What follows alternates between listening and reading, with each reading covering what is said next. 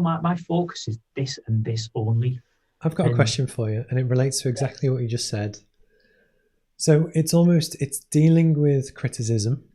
And for instance, so I woke up this morning, checked my inbox, 7 o'clock in the morning.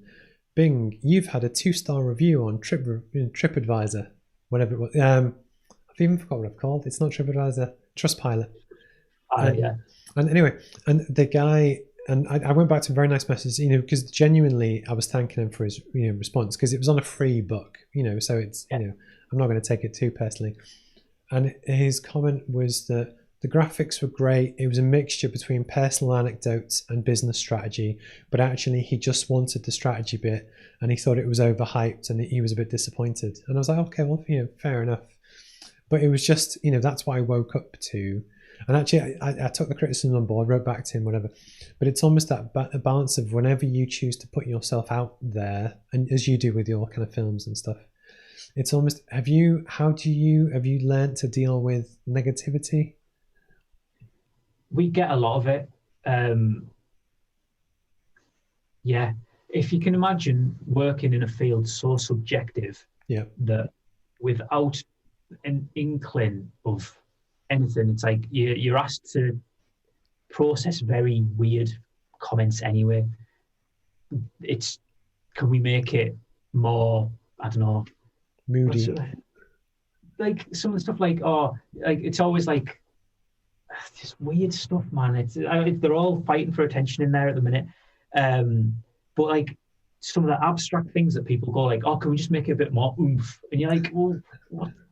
In the real world, what does oomph mean?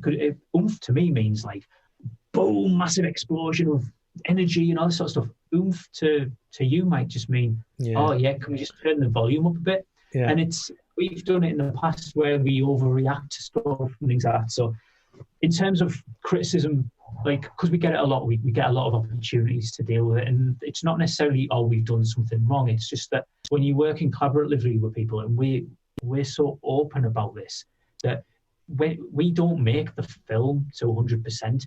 We get it to maybe 90, but the person who's commissioned that, we rely on them to fill in this other 10, and we need to bounce off each other to make that happen.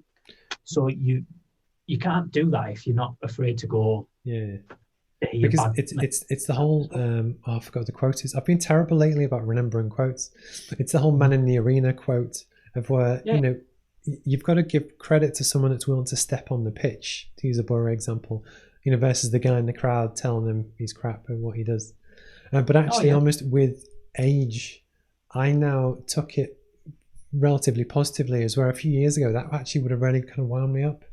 But it was just because we were having a chat. I thought it was a good creative kind of question. There's 2 little bits on it. I'll be dead quick. That's okay. One is the Gary Vee thing. He always goes on about when it's not when a boxer punches, it's when a boxer gets punched. And it's like, what's the reaction to that? Do they go down and stay down, or do they get up and that spurs them on? And the thing is that I'm a lot happier in myself the less I care about what other people think of me and my thoughts and my ideas and everything else. It's not necessarily well, I know best, so see you later.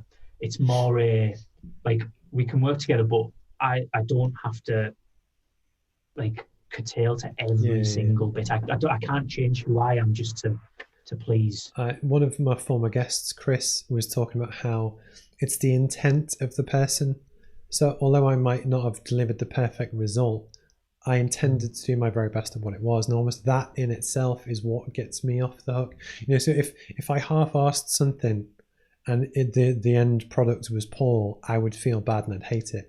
But actually, if I do my best based on what I can at the time, I'll take it.